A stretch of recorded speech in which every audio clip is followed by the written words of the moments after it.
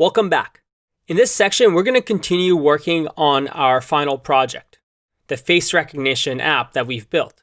And we have the front end mostly done for it.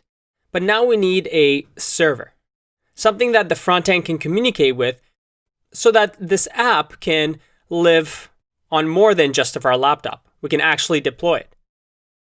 And if you remember our app, we have a sign-in. And the sign-in also links to a register that we can register the users. And if we just had the app the way it is now, there's nothing interacting with it. Every time we log into the app, we can just create a new user, a new password, and sign in, no problem. But if we build a backend for it, we now have the ability to interact with it.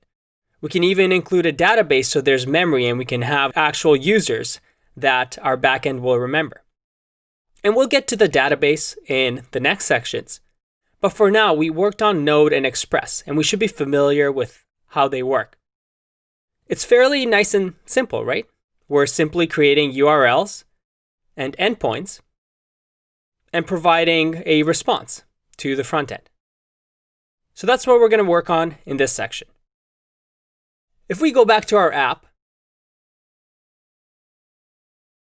just looking at this app, we can figure out what endpoints we might want to have. We definitely want to have a sign-in endpoint. We want to have a register endpoint.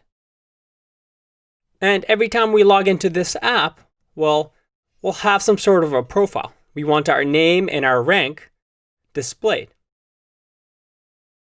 And ideally, this rank will change based on how many faces or how many URLs I've submitted for my profile. So here's the fun part. We actually won't be really touching the front end for the first couple of videos.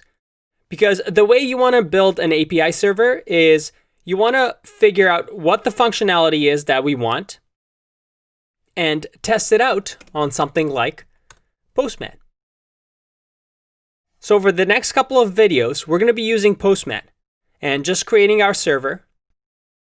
And with Postman, we're going to test our server just like we did in the previous section, get all our endpoints working, and then finally we're going to connect it to our front end. It's going to be a lot of fun. Now, over here, I have renamed our front end project to SmartBrain, but that's the React app that we've been working on. And I've also created a folder called SmartBrain API. And it has absolutely nothing in it except for a package.json. So I just ran npm init, but it's something that we're already familiar with, so I won't bore you with it. And then I've installed a couple of packages that we've used in the previous section. The Express framework, so that we can build a server really nicely.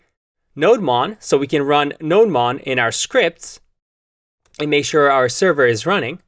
And we also have Body Parser, which we used to parse and have access to the request.body to read JSON and form data. Other than that, well, there's no JavaScript file. So let's start off by creating a server.js. And now that we have server.js, in the scripts, we can just say that npm start. And again, it's JSON, so I got to wrap it in curly brackets. And this start will just say NodeMon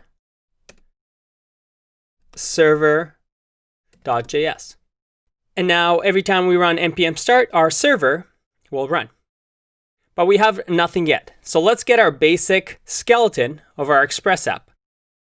And this should be familiar to you by now.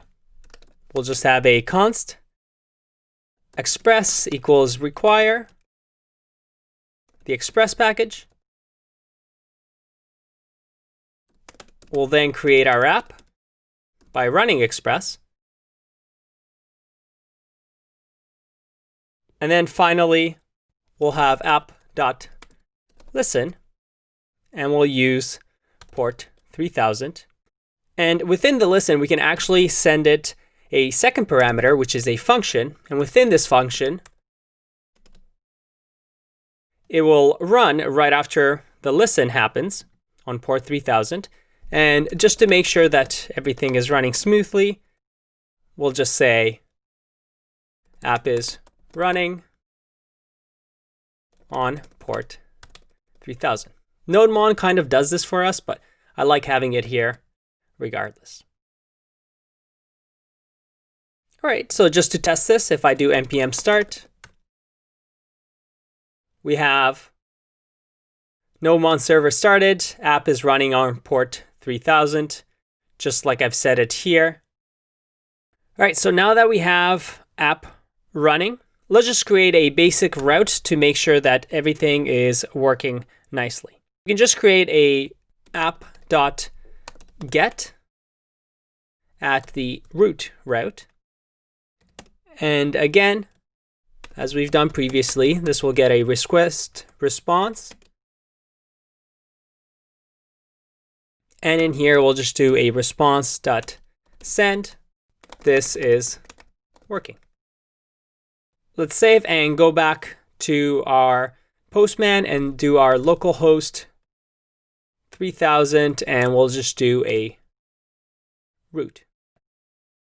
And we get this is working perfectly. So now that we have this set up, I like planning our API. And this is something as a developer you really want to do before you just start coding. You want to make sure that you have an idea of what your API design will look like. So let's think about this. I'm going to wrap this in comments, and we can work on it one by one.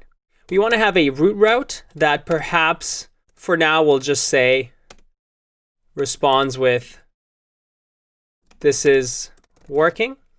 We also want to have a sign-in route because, well, we want people to sign in. And this sign-in will most likely be a post request because we're posting some data, some JSON, the user information. And it's going to respond with either success or fail. All right, we also have a register, and the register again will be a post request because we want to add the data to the database, or in our case, a variable in our server, and with our new user information.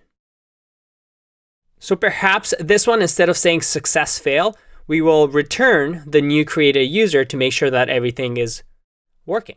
And we will say that this is the new user object that will return. Okay, we also want in the home screen to have an ability to access the profile of the user. So perhaps we'll have a profile with an optional parameter of user ID so that each user has their own home screen. And this will most likely be a GET request. We just want to get the user information, and this will return us the user. And because we want to work with the ranking, or anytime a user posts a new photo, we want to make sure that their count of how many photos they've submitted goes up. And maybe we have a way to keep score, a variable that increases by 1 every time a user submits these photos, and then checks against other users to see who has submitted the most and give them a rank. Perhaps we can have a image endpoint that, again, will be a post. Or maybe in our case, because we're updating the score, it should be a put, because the user already exists, and we want to make sure that there's an update on the user profile. And this will just return the updated user object, or perhaps whatever we've updated, in our case, a count of some sort. And you also might be wondering here, with the sign-in, if we're not creating a new user, why are we doing a post? And if you remember, anytime we're sending a password, we don't really want to send it as a query string, do we? We want to send it inside of the body, ideally over HTTPS, so that it's hidden from man-in-the-middle attacks and it's secure. looking at this might change as we go through the project, but we have an idea of what we want to create.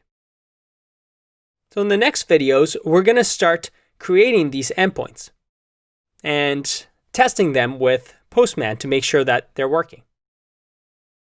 I'll see you in the next one. Bye-bye.